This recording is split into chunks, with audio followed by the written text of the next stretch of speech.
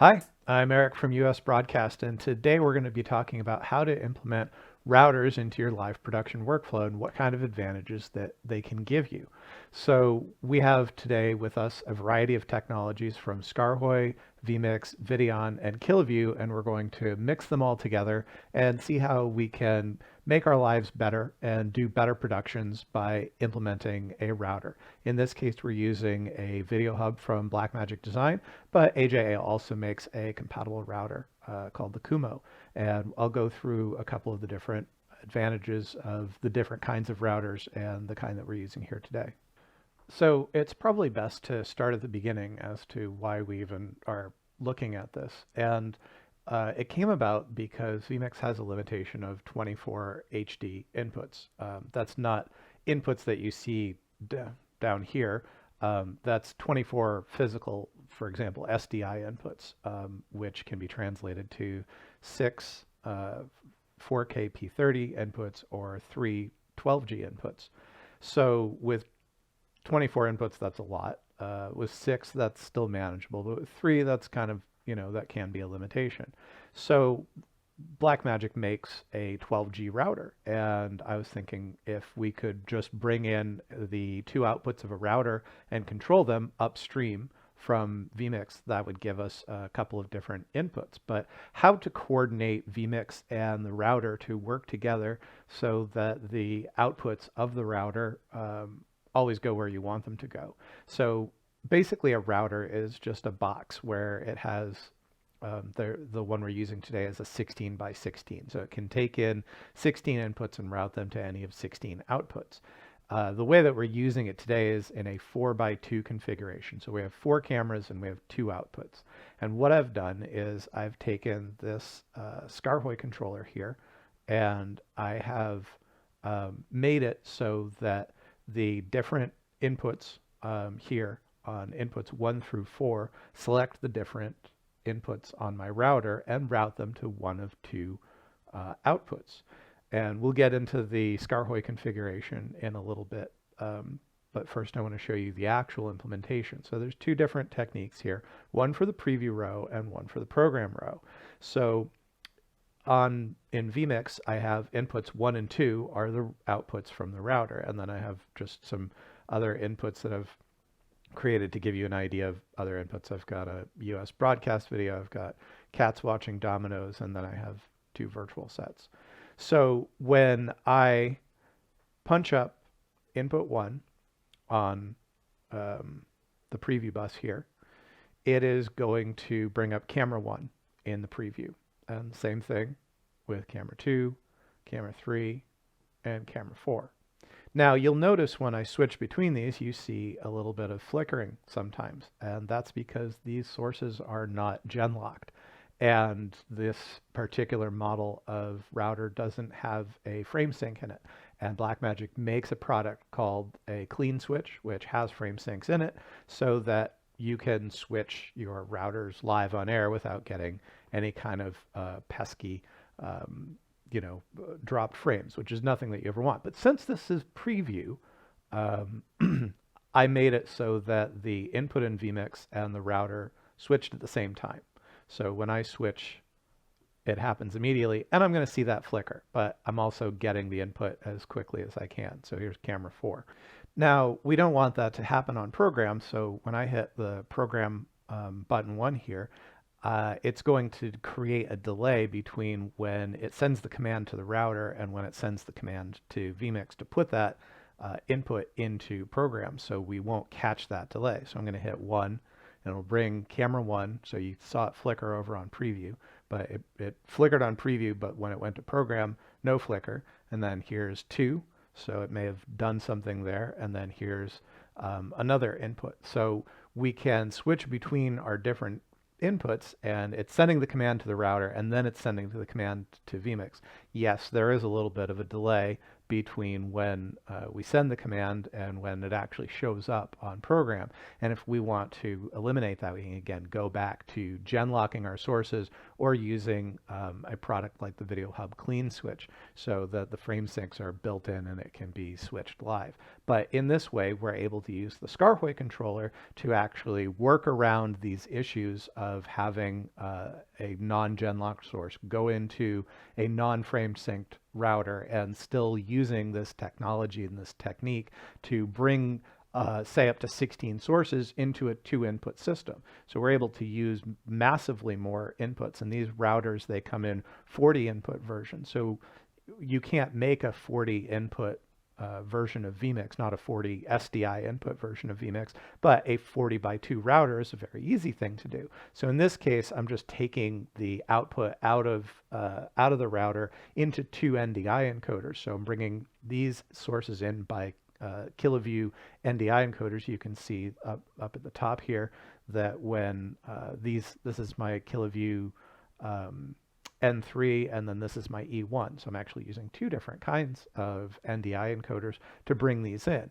So I'm turning the SDI output of the router into 2 NDI sources, and then I'm using the Skaarhoj controller to route and manage the controller, the router, and vMix to work in concert to switch any number of sources that our router can support.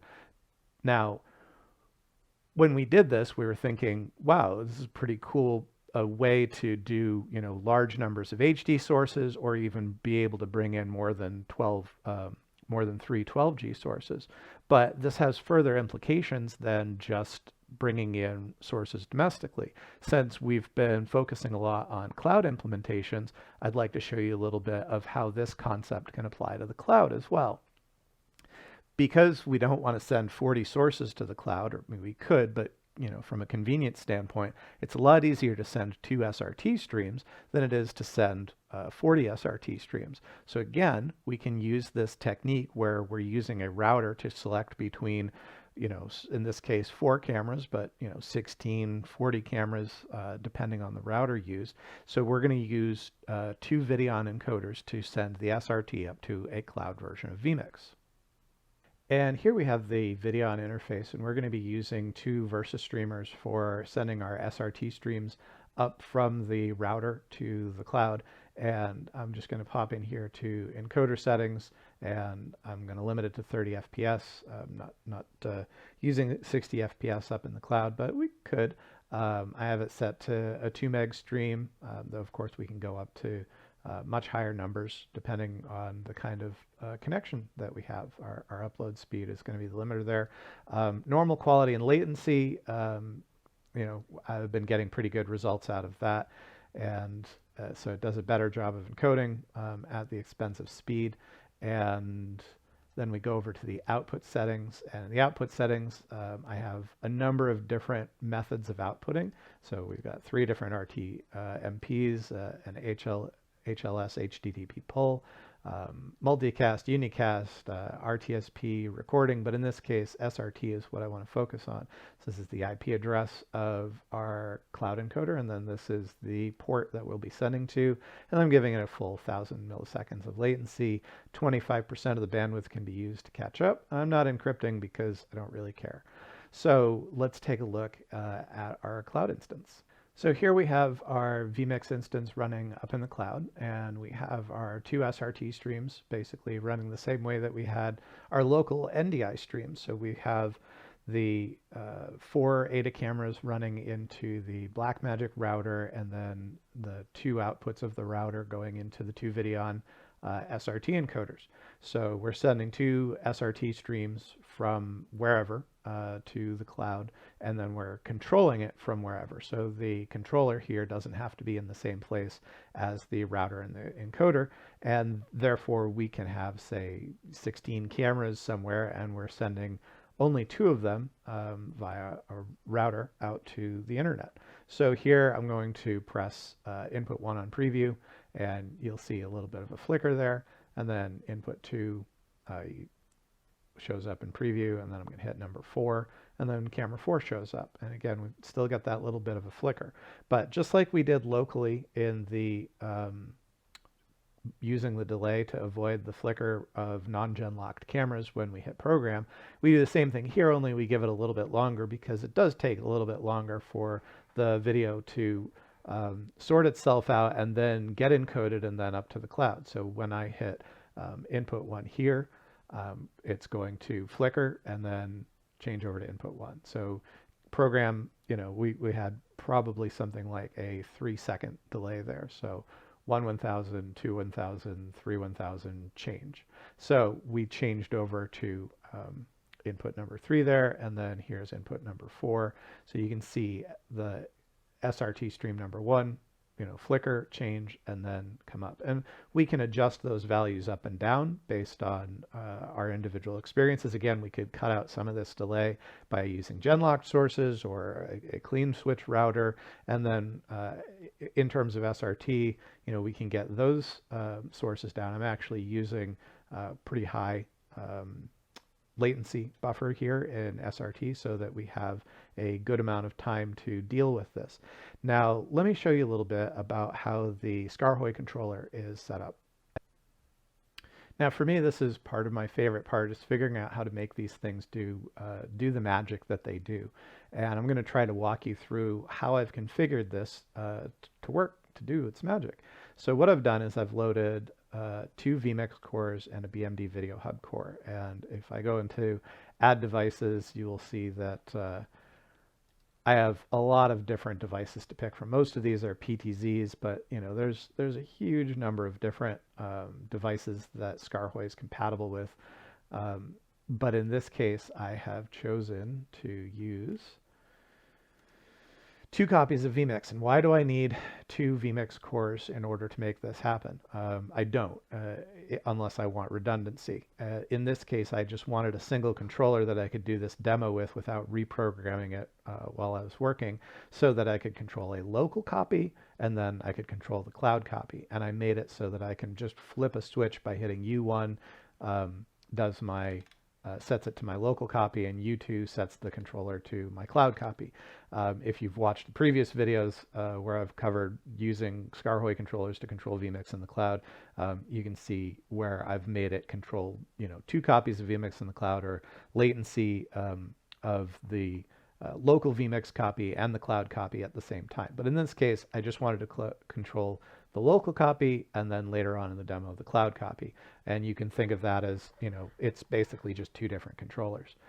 And I loaded the BMD Video Hub because that's kind of essential to this demo.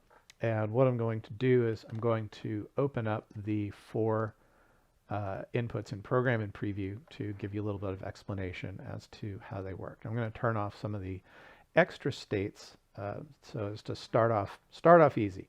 So these 4 are my preview bus, and we can see each button is sending vMix preview. It's putting vMix input 1. Now, ordinarily, this button would be input 1, this button would be input 2, this button would be input 3, this button would be input 4. But they're all button 1, and that's because we're not changing the input on vMix, we're changing the input on the Video Hub.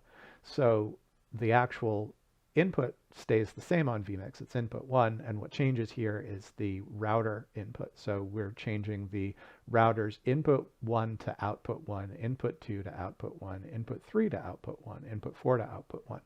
Now, we actually need 2 encoders to make this work, or 2 NDI, whether we're doing local or remote, or just 2 SDI inputs on our system.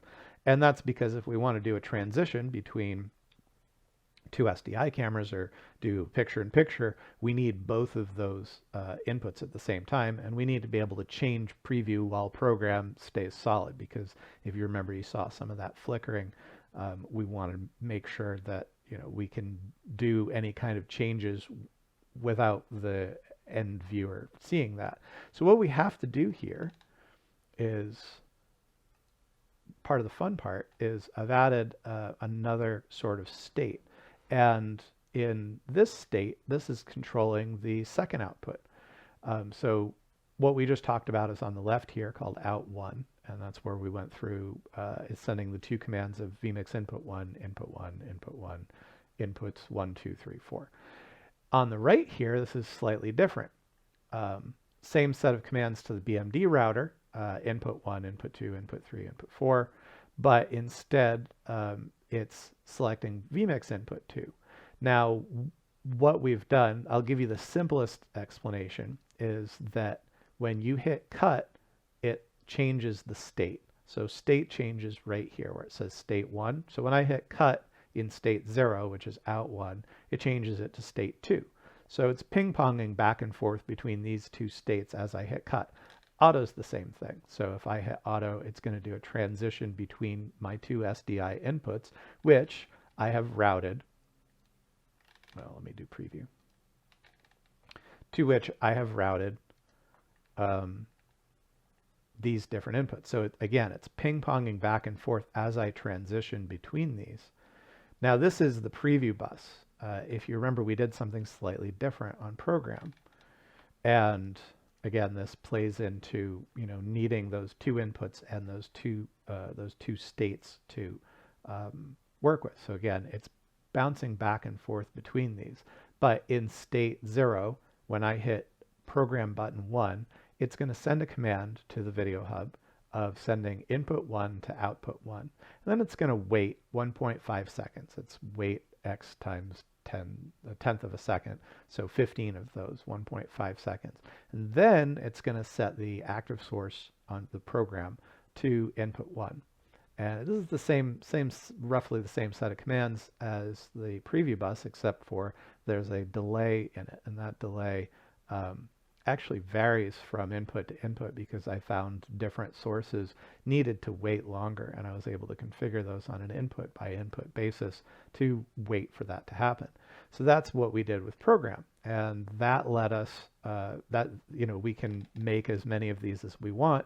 I chose 4 because I had 4 SDI cameras, but if you had 16 SDI cameras, you can just keep populating these router controls to route to the correct vMix input. And then once we get to 5, it goes back to normal, except for the number is slightly different. So when I hit button 5, it's hitting vMix input 3 because this is our first actual input in vMix. If we had 16 cameras, we would, if we had 8 cameras, buttons 1 through 8 would be router controls, and then button 9 would send a command to input 3. And so from this point out, these are just regular vMix inputs.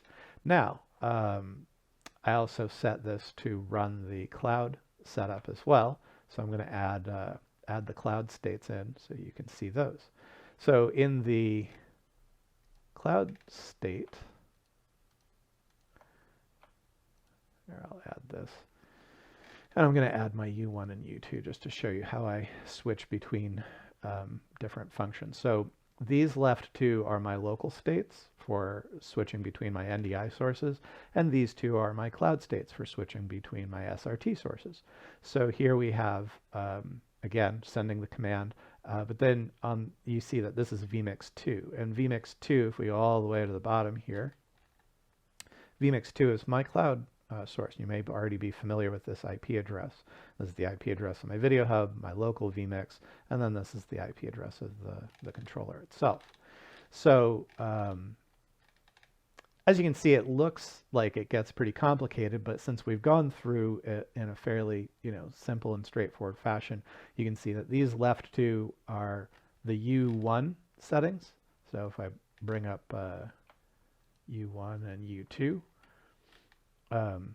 this just toggles it between states. So if I hit U1, it brings it to state 0, and then it's going to toggle between states 0 and 1, which are these first 2 columns. And then if I hit U2, it's going to bring it to state 2, and it's going to toggle between these 2 states.